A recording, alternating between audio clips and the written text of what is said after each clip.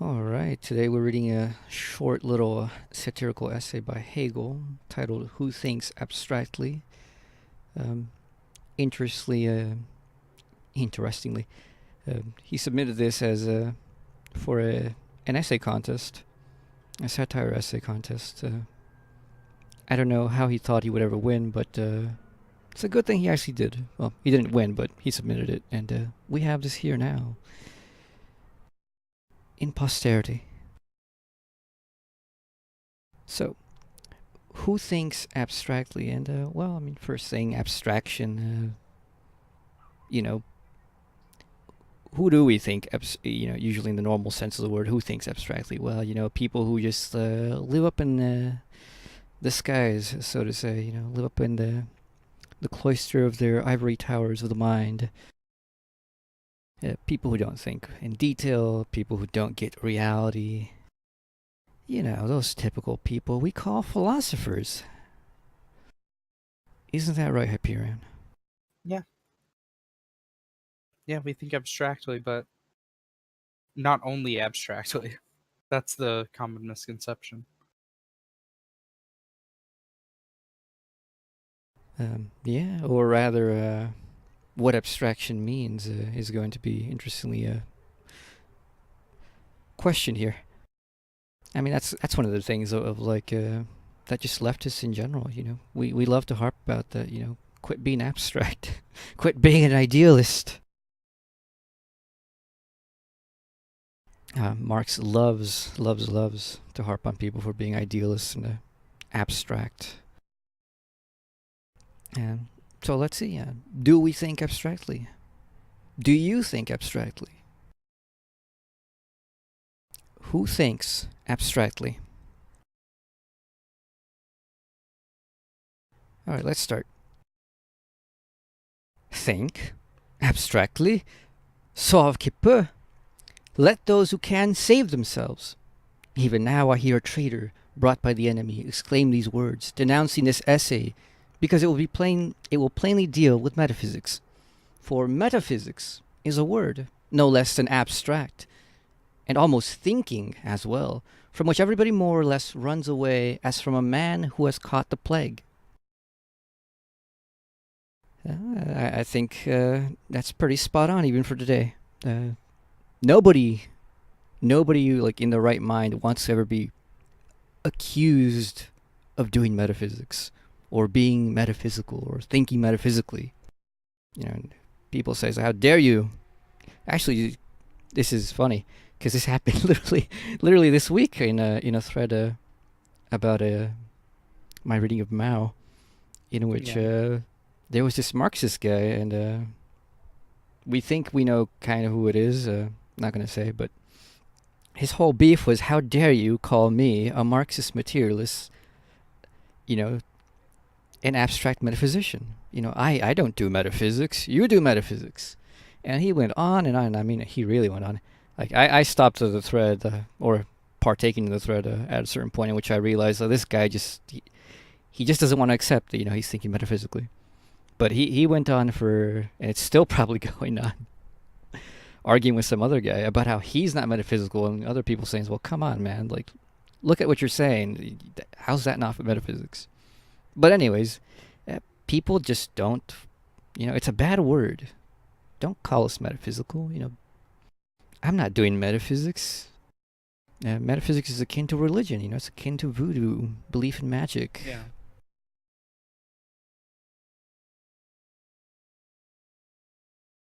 It spooks.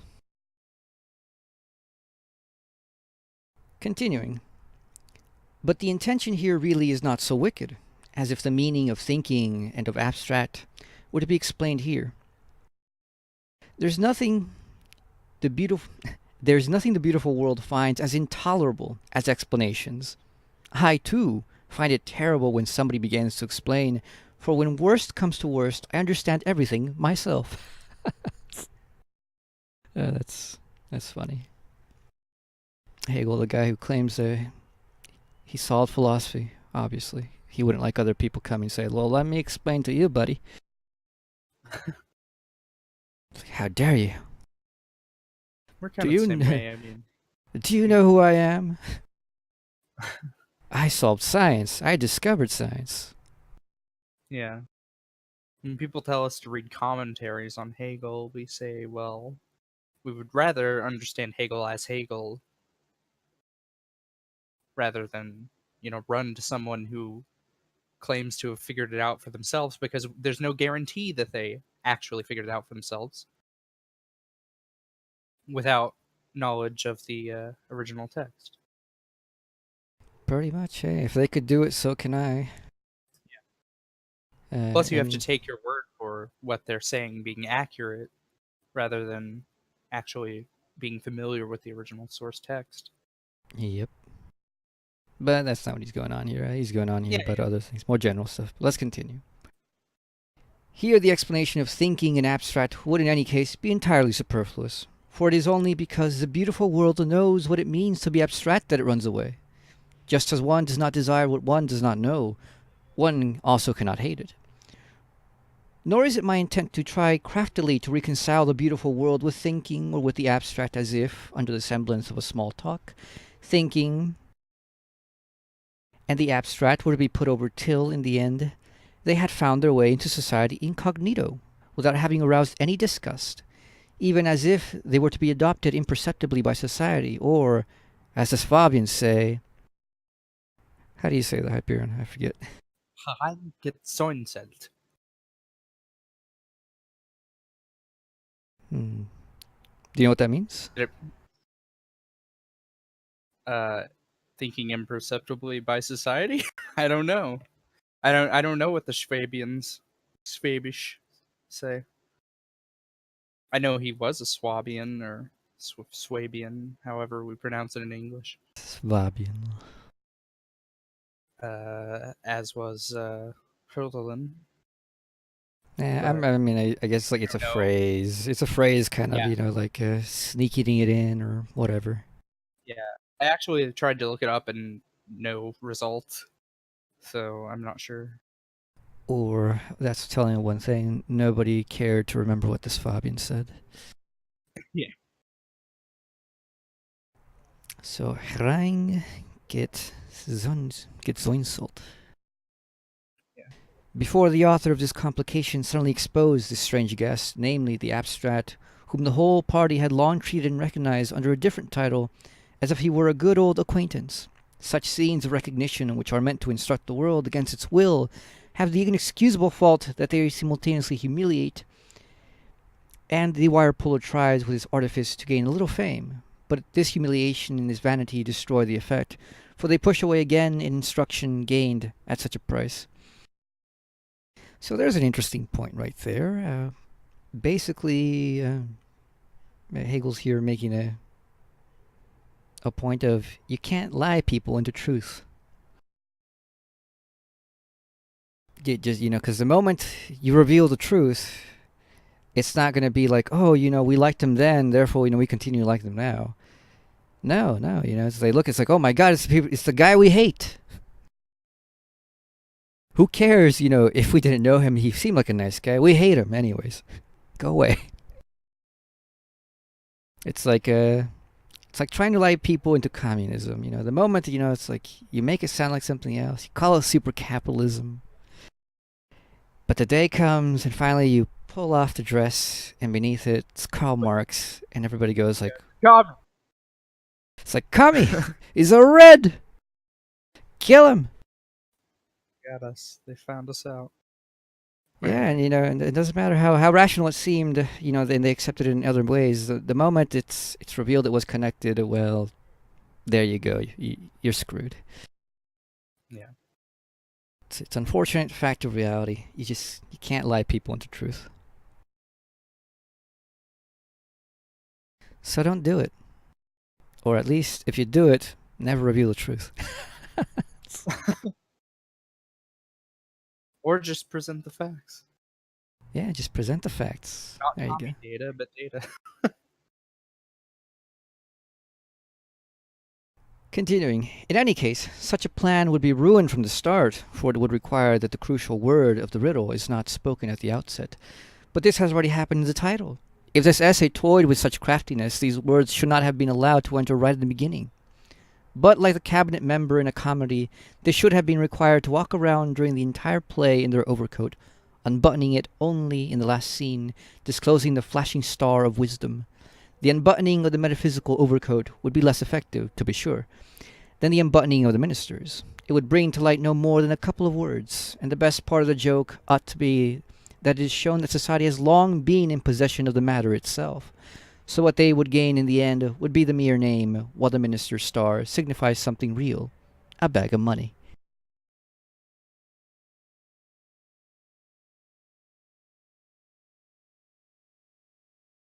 So, I mean, going back to the thing I was saying about the thread on Lefty Pole, for example, here he says, the unbuttoning of the metaphysical overcoat would be less effective, to be sure, than the unbuttoning of the minister's. It would bring to light no more than a couple of words, and the best part of the joke ought to be that it is shown that society has long been in possession of the matter itself. That is, that we've always been metaphysical. Who cares what you call it? Yeah. People say, it's like, I'm not metaphysical. Yes, you are. You just don't call it by that name. Fine. We can accept it, but we know what's up. We get the joke.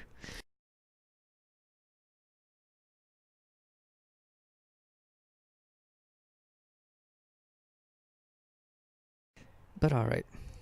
Continuing, that everybody present should know that should know what thinking is, and what is abstract is presupposed in good society, and we certainly are in good society. The question is merely who thinks abstractly. The intent, as has already been mentioned, is not to reconcile society with these things, to expect it to deal with something difficult, to appeal to its conscience not frivolously, to neglect such a matter that befits the rank and status of beings gifted with reason.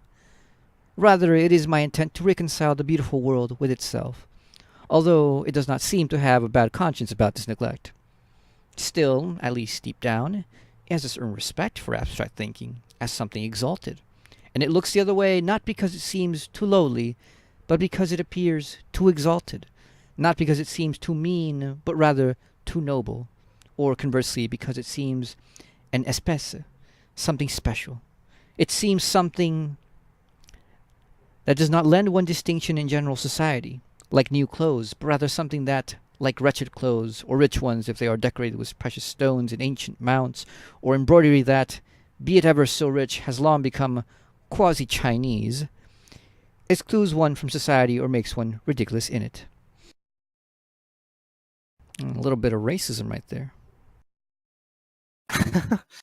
He does what I do, at least at this point. I mean, this is an 1808 writing, right? Yeah. Yeah. So at this point, he does what I do sometimes, where like I'll use words that I know from other languages, and then explain what they mean. Like I'll put the word and then the translation. I just thought it was interesting to note that the space. Oh, I thought you said like he was doing the I same get thing like criticized you, for which that. is like Oh, call well. things by racist terms. No. we make. Remember we watched that documentary on It's almost the African dandies. We say it's like that's that's so African quasi-African. Nowadays you'd say it's quasi-African. It's posh. Yeah. By the way, those African dandies, they look quite dapper. Yeah, they were dapper. They are quite dandy. Yeah, but it would say like, oh, that's almost Mexican. I don't know. I don't know what we would say now. But in his day, quasi-Chinese, as we know from his philosophy of history, right? It's philosophy of history, not history of philosophy, as both. So, he was not that fond of China. I mean, it's clearly an insult here. Yeah, basically calling them overdressed monkeys. Yeah.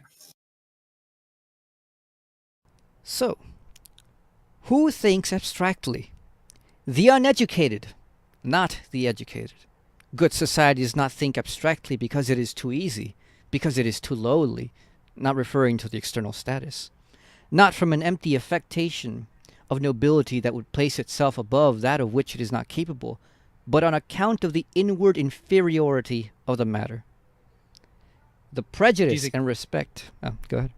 Oh, sorry. I was just going to ask, do you think this still holds? Do uneducated people think abstractly? Absolutely. I would say And definitely. And as a matter of fact, I I think would it's say that pretty the much the educated do case. as well. Oh yeah, the educated definitely do it as well. But in a whole, their abstraction is a different abstraction, and I would say it's at least a qualitatively better abstraction. Yeah, and if Still we're talking abstract about the educated, nonetheless. if we're referring to the educated as like the politicians, they definitely know how to play to the uneducated with their abstraction. Oh yes, they use abstraction very, very well.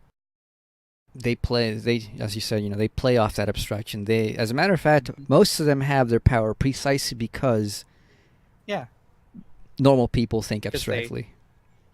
because they understand how to use every tool in their arsenal to appeal to the masses. Not to say that everyone, the masses are totally uneducated. Some of them are. A lot of people are educated, but a lot of people care about things that politicians don't really care about but pretend to care about because they know it'll make them popular or so on. Yeah, but let's find out what abstraction is. Mm-hmm. Continuing, the prejudice and respect for abstract thinking are so great that sensitive nostrils will begin to smell some satire or irony at this point. But since they read the morning paper, they know that there is a prize to be had for satires, and that I should therefore sooner earn it by competing for it than give up here without further ado. I have only to adduce examples for my proposition. Everybody will grant that they confirm it. A murderer is led to the place of execution. For the common populace, he is nothing but a murderer. Ladies perhaps remarks that he is a strong, handsome, interesting man. The populace finds this remark terrible. What? A murderer handsome? How can one think so wickedly and call a murderer handsome? No doubt you yourselves are something not much better. This is the corruption of morals that is prevalent in the upper classes, a priest may add, knowing the bottom of things and human hearts. One who knows men traces the development of the criminal's mind. He finds in his history, in his education, a bad family relationship between his father and mother, some tremendous harshness after this human being had done some minor wrong, so he became embittered against the social order. A first reaction to this that in effect expelled him, and henceforth did not make it possible for him to preserve himself except through crime. There may be people who will say when they hear such things, he wants to excuse this murder. After all, I remember how in my youth, I remember a mayor lament the writers of books were going too far and sought to extirpate Christianity and righteousness altogether. Somebody had written a defense of suicide. Terrible. Really too terrible.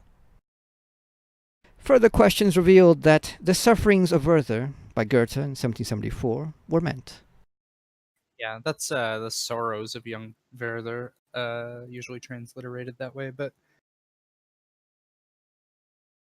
So far. what do you have to say about it? Well, let's get to this next sentence and just Okay. discuss that. Yeah. Continuing, this is abstract thinking. To see nothing in the murderer except the abstract fact that he is a murderer, and to annul all other human essence in him with this simple quality. So that's abstraction.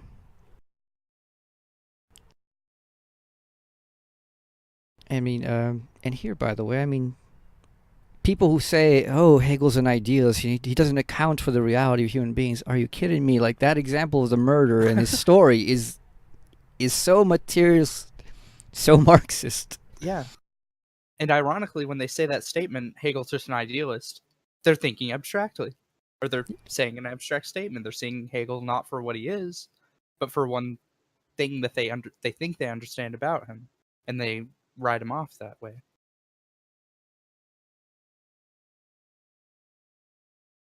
Yeah, to think abstractly is basically to be reductive, to not think in detail, to deny connections, and to deny context. Mm-hmm.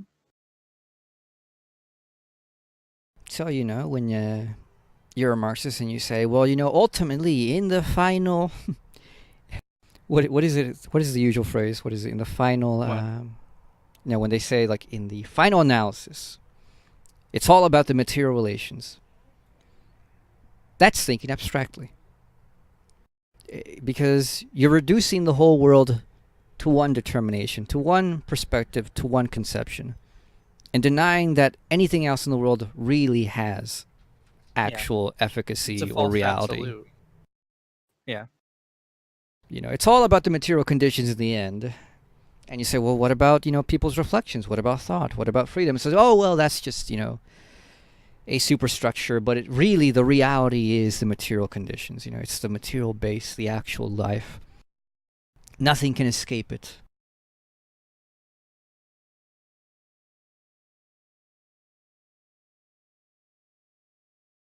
And that doesn't take everything into consideration, of course, because it's abstract thinking.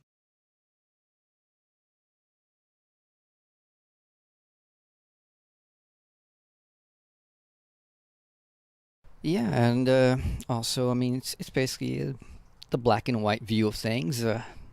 Our good old friends, the left communists. The radicals of the radicals. The people who literally go, well, that was state capitalism, and ignore everything good that came out of that. Ignore everything that was practically possible and efficacious at that point in history, whether in the Soviet Union, China, Cuba, whatever.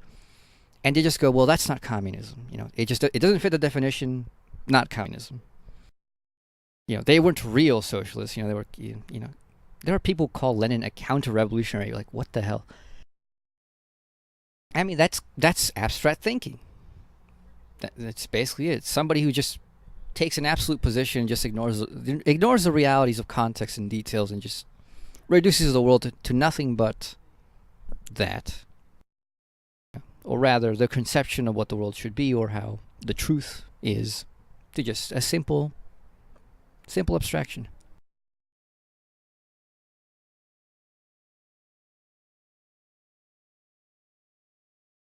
But let's continue.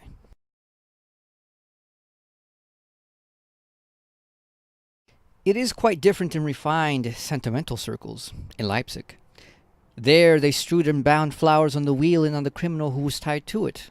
But this again is the opposite abstraction. The Christians may indeed trifle with Rosicrucianism, or rather cross-rosism, and wreath roses around the cross.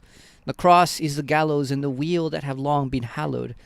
It has lost its one-sided significance of being the instrument of dishonorable punishment, and on the contrary, suggests the notion of the highest pain and the deepest rejection, together with the most joyous rapture and divine honor. The wheel in Leipzig, on the other hand, wreathed with violets and poppies, is a reconciliation a la Kotzebue. I don't know how to pronounce it. Yeah, Katsubu or Katsubu. A kind of slovenly sociability between sentimentality and badness.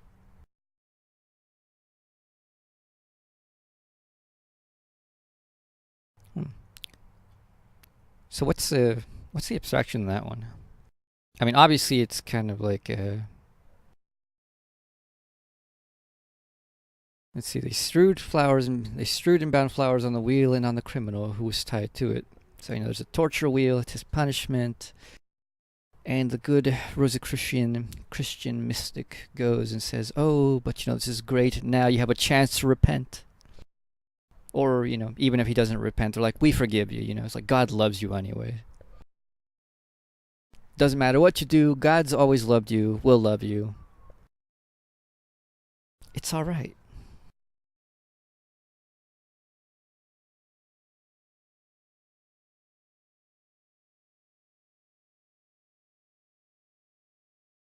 Though I don't know.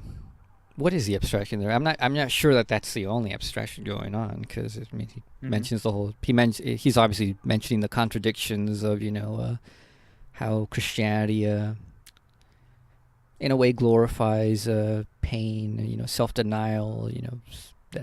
That is the greatest honor, and will lead you to the greatest happiness in the afterlife or even here. Yeah.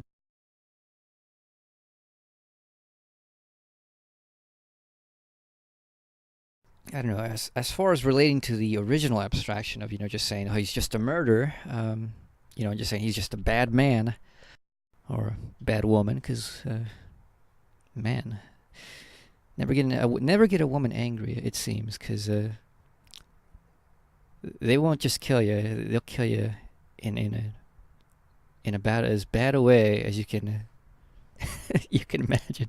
Not that men don't, but man, when you push that far,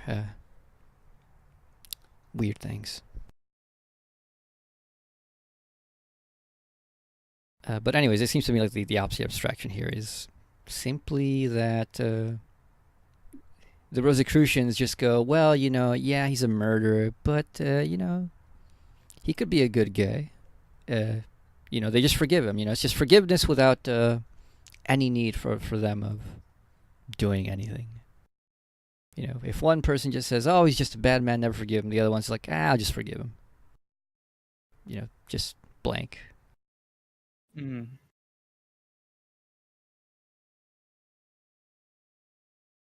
I think that's an abstraction, don't you?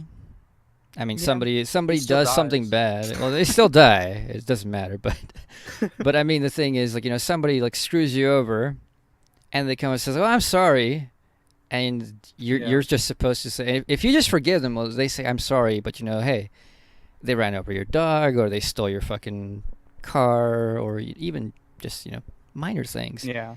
If you just go and say, "Well, it's okay," what the hell's wrong with you? It's like, come on, make them work for it. Yeah. You can't say like he's either totally a villain or totally good. So that's the opposite Yeah, abstraction, I yeah, guess.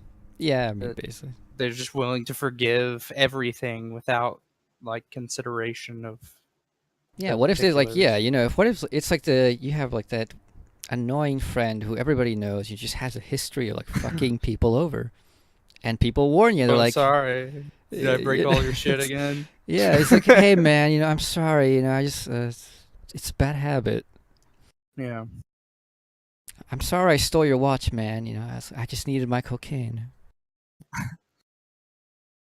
Yeah.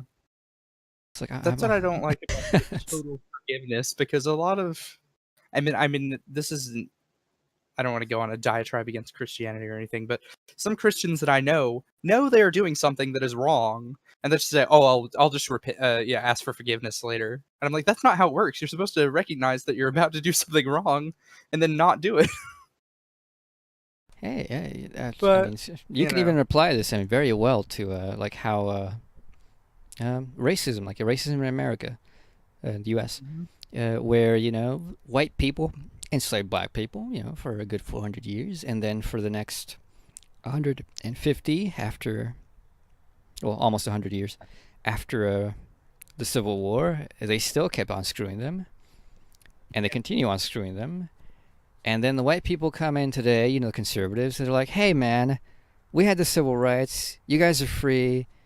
You're no longer slaves. It's in the past, right? Don't hate us. you're in a We're bad all economic equals. situation because we had Yeah, because a we hundred caused years it. to Yeah, hey, we fucking kicked your get grandpa ahead of it. down. We stole we stole his mule. We burned his house. We killed your grandma. But hey, man, we're all equals. Like, come on, pull yourself by your bootstraps. What's wrong? Don't hate Yeah. on me. It wasn't my fault, right? Forgive, right? Forgive and forget. Well, We white people have forgiven and forgotten. Why can't you black people? Be good Christians. yeah. Be good Christians. Stay in your low income housing. Yeah, don't riot. don't fight against our police who murder you. It's hey, violence is bad. Yeah, that's another abstract thinking. Violence is bad par excellence. I mean, there are times when violence is justified. I mean, I think I talked about this in the last one because it was on violence, but yeah, that's abstract thinking. Just thinking in false absolutes is abstract. All right, let's continue. Yeah.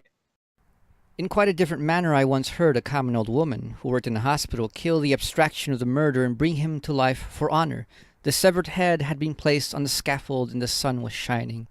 How beautifully, she said, the sun of God's grace shines on Binder's head. You are not worthy of having the sun shine on you, one says to a rascal with whom one is angry. This woman saw that the murderer's head was struck by the sunshine and thus was still worthy of it. She raised it from the punishment of the scaffold into the sunny grace of God, and instead of accomplishing the reconciliation with violence and sentimental vanity, saw him accepted in grace in the higher sun.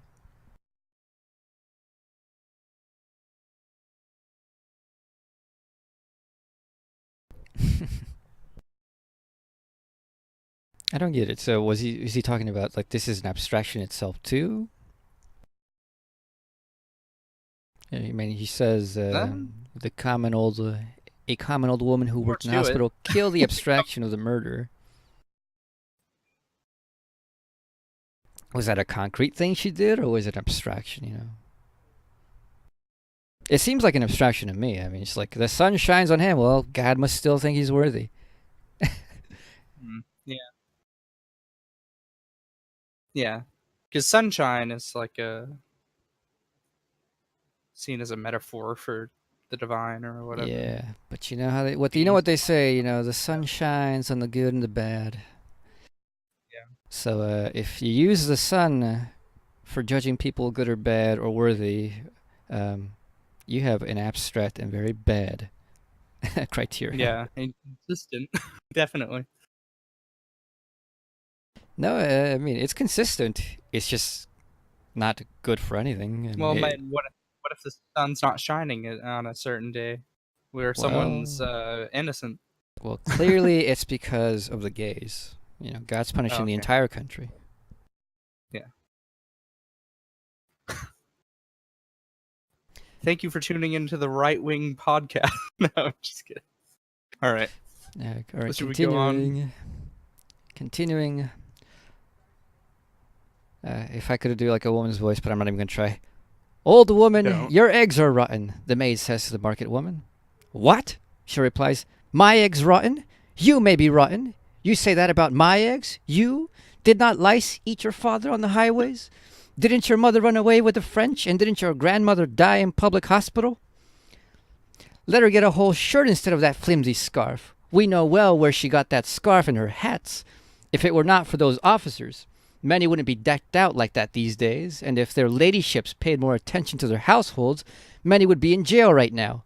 Let her mend the holes in her stockings. In brief, she does not leave one whole thread on her. She thinks abstractly and subsumes the other woman, scarf, hat, shirt, etc., as well as her fingers and other parts of her and her father and whole family too, solely under the crime that she has found the eggs rotten. Everything about her is colored through and through by these rotten eggs, while those officers of which the market woman spoke, if, as one may seriously doubt, there is anything to that, may have got to see very different things. To move from the maid to a servant, no servant is worse off than one who works for a man of low class and low income, and he is better off the nobler his master is. The common man again thinks more abstractly. He gives himself noble airs vis-a-vis the servant, and relates himself to the other man merely as to a servant. He clings to this one predicate. The servant is best off among the French. The nobleman is familiar with his servant. The Frenchman is his friend. When they are alone, the servant does the talking. See Diderot's Jacques and Saumâtre.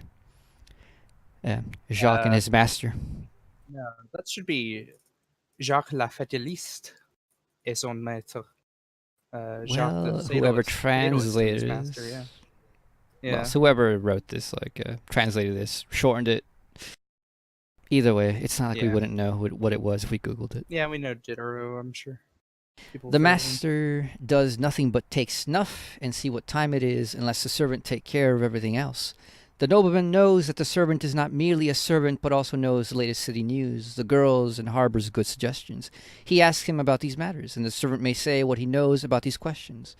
With the French master, the servant may not only do this, he may also broach a subject, have his own opinions, and insist on them. And when the master wants something, it is not done with an order, but he has to argue and convince the servant of his position and add a good word to make sure that his opinion retains the upper hand. In the army, we encounter the same difference. Among the Austrians, a soldier may be beaten. He is a canaille. For whatever has the passive right to be beaten is canaille. Thus, the common soldier is for the officer this abstractum of a beatable subject with whom a gentleman who has a uniform and porte-de-paix must trouble himself. And that could drive one to make a pact with the devil. All right, that was Who Thinks Abstractly. Anything to say on that in general? The whole thing or the last bit? The whole thing. Oh, who thinks abstractly? We all do, and we need to stop it. We need to try not to think abstractly. But on the last bit, we got a rare, silly Hegel at some points with his story of old women and eggs, but She I accused don't that. know if I She have a lot accused to that say. woman of being a harlot. Come on, man. Yeah, She's like, if you weren't sleeping around with those officers, you wouldn't have all these nice things. yeah, yeah. She's taking too many. She's drawing too many conclusions that may or may not be there. I mean, we don't know, I guess, but yeah, she's thinking abstractly, and this is how. Like the danger of thinking abstractly is not just oh you're thinking abstractly, but it could have disastrous consequences. You know, you could think something's happening, you could speculate and be wrong. So you should make sure you know what you're talking about before you cast such accusations against people, I guess. Yeah, I mean, basically it. Thinking abstractly is, as I said earlier, it's basically just a reduction. It's Yeah. like people on right wing people is like, well, it's those black people. They're the problems. Why can't they go fuck off to Africa or something? Yeah. They have Not lower subtract. IQs, and it's like they blame. Then they start playing a blame game. Like, well, how do you explain why why they're in America but they're doing so awful? It's like, well, it must be the genes, and then if it's not the genes, it's the culture. If it's not the culture, it's just like, well, they're just bad people. It's like there's something about the black man. It's not just that he's not intelligent. He's really deep down a savage animal. The black And man just then wants to rape the white women. of course, like if what they wanted did come to be, they would find some new abstraction to blame their problems on, instead of actually getting at the problem. Yeah, and whenever they make policies based on these abstractions, it has indeed disastrous effects. Disastrous Mhm. effects which they know and they intend. A lot of these things, people are willing. You go to college and you have a literal professor. Then they're not willing to go the full way a lot of the times of just like saying they did it on purpose because it's like, well, we don't know the secret minds of men. Maybe they thought they were doing the good thing and it just ended up badly. They were just misinformed. I think for the most part, a lot of the bad shit that's happened, at least with racism in this country, was very much intended. It wasn't just a happenstance abstraction of misunderstanding. But likewise, I mean, it's not just a problem of the right. People on the left absolutely think abstractly as well. Uh, you notice Yeah. this with class reductionism. We can't. Let's not waste time talking about racism. It's all really ultimately about class. So we got to Yeah. talk about racism, but only in the light of class, because that's the only time it makes sense. It makes sense, at least for the Marxists, and Yeah, that they try to itself is also make it fit their abstraction. they try to make it fit their narrative, and it's often just a leap to make it fit. So that's an abstraction. Another abstraction as well. I mean, it's like in revolution, out of necessity, admittedly, abstractions are made and sweeping changes, sweeping policies against in certain peoples are made, and they. I mean, there's no excusing it, really. Ultimately, what I'm saying is like the fact that these just happen seem to be the case because of the conditions of revolution does not excuse it in any way or justify it. I mean, you don't get any justification for like the brutality of things that happened, for example, in Mao's Cultural Revolution, where it's like Mao said, "Hey, go crazy," it's like get those counter-revolutionary capitalist roadsters. And who were the capitalist roadsters? Pretty much everybody that Mao didn't like. Yeah. Who were the capitalist roasters? Anybody who disagreed with Mao. Yeah. Intellectuals disagreed with Mao. Bam, out you go. Scientists, out you go. Politicians, out you go. So Yeah. a lot of things, shit. Dialectics. Dialect. People who are like, that's not dialectical thinking, comrade. You are thinking abstractly. Because the whole point of thinking is not to think in some sort of formulaic, predetermined way, but to really think. To engage a real content and to work through it and with it. So if your whole thing is like, for denying some sort of new information or denying a theory is like, well, that doesn't seem dialectical to me. Well, that's not your call to make. If you were being intellectually honest, you'd actually engage it.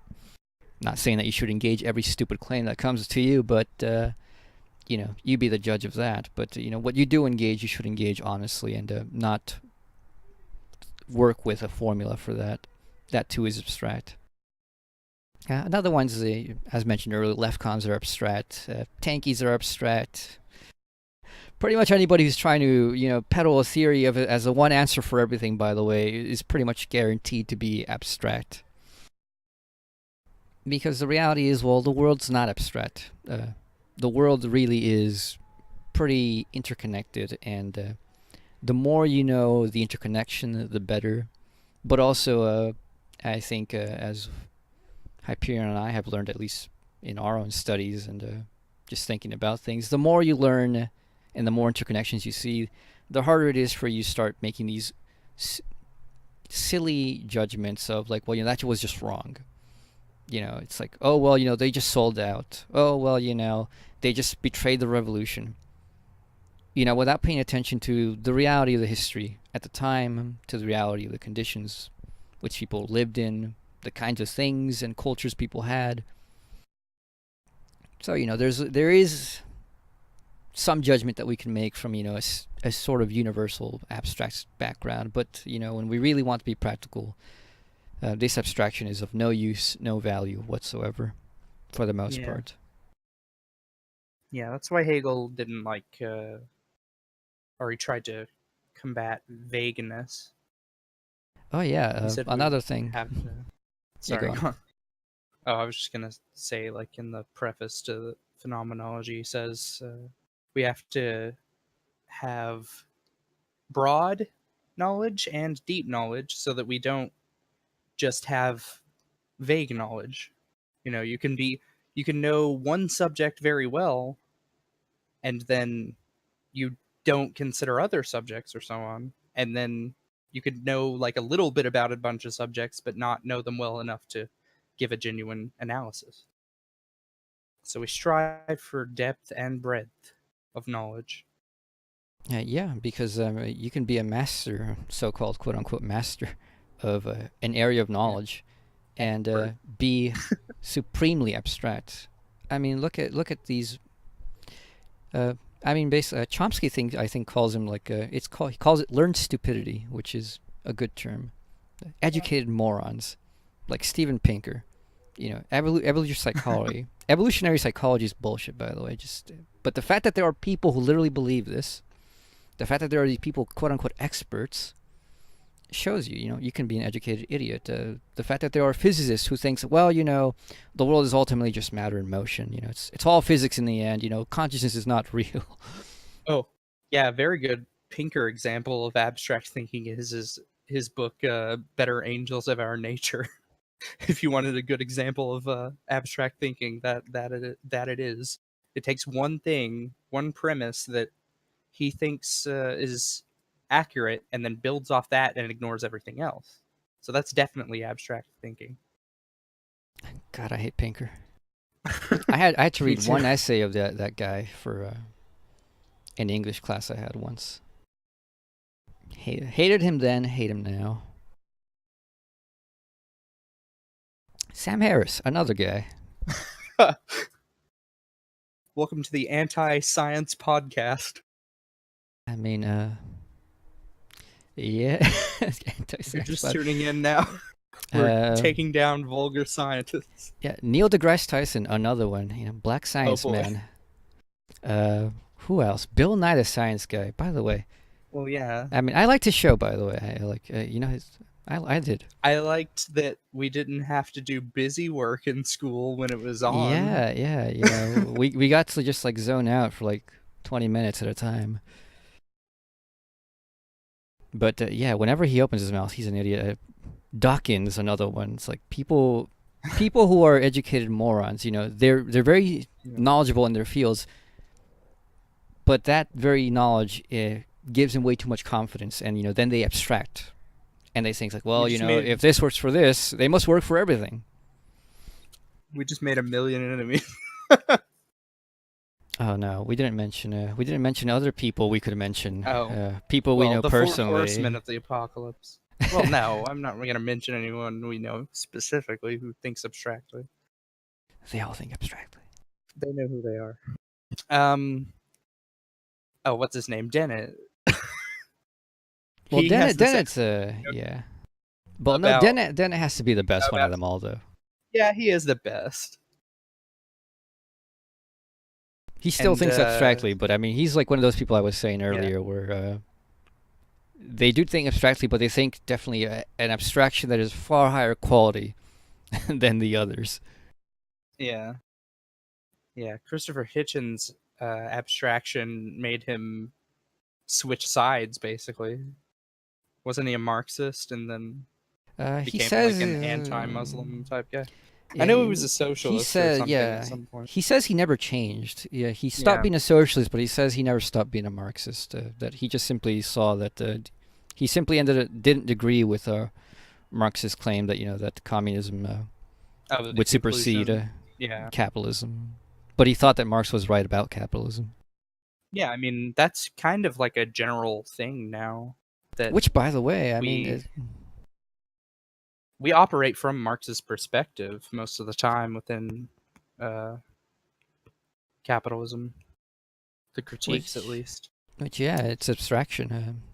Like the fact that people, and that's another form of abstraction. When you Yeah, think that you can pick and choose bits and pieces of knowledge from here and there and just like keep them unproblematically together, um, you're abstracting because it's very clear that obviously, if Hitchens had been like a Marxist, he wouldn't have had the opinions and the positions that he had, like after he made his quote unquote switch to basically a imperial, a Western imperialist.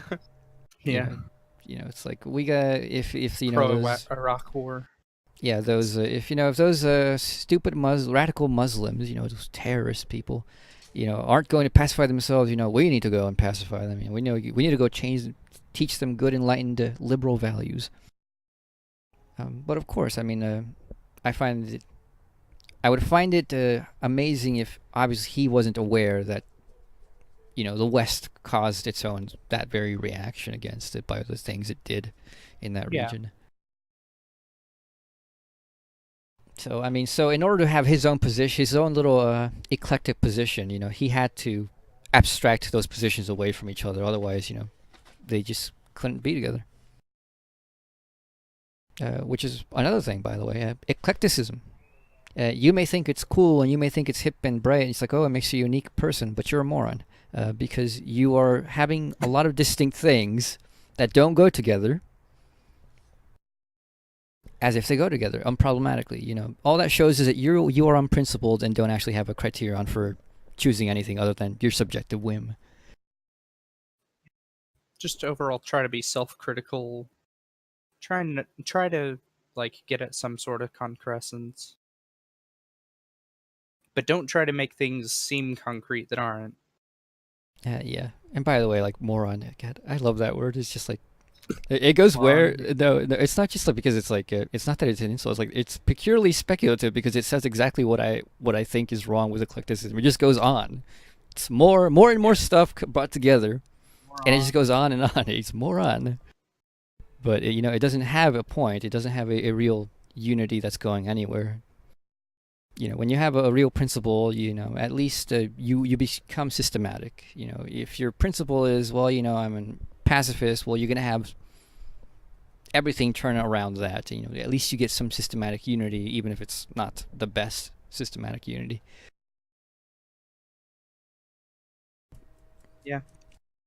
But yeah, Never abstraction. really thought about the etymology of moron, to be honest. Dude, I love when that happens. I love when I notice those things. I don't know if that's specifically how it came about, but yeah, that Yeah, I is don't an think interesting I doubt it's how it came about. It probably might not line. even mean have anything to do with like moron. It might actually be just a complete Yeah. other word. It's like numerology, man. Like, uh, if you ever like look around for Kabbalah and stuff like that, you'll find a ton of people who will play these word games of actually Oh, Zeitgeist is the from the original yeah, Zeitgeist movie, by the way, is famous for this bullshit because he's like, oh, Sunday, sun, oh yeah, it's the Son of God, yeah, the day of the Son of God. There you go. Had nothing oh to do with that, yeah, by the way. It had nothing to do with it. yeah. Because I mean, you have to assume like English for that even to work. Yeah, But yeah, moron apparently comes from the Greek moros, which means foolish. but I think it happens to at least fit in English quite well Yeah, for exactly what a moron is. it says more on what he thinks he knows than he actually knows. Yeah, it just goes All on right. and on, doesn't it? But anyways, Yeah. abstraction. It's a really simple essay. It's fun to read, and I think amazingly is gets straight and clear to the point of the problem of abstraction. So, all right. Hope you enjoyed that. This was Antonio Wolf in Hyperion. See you next time. Goodbye.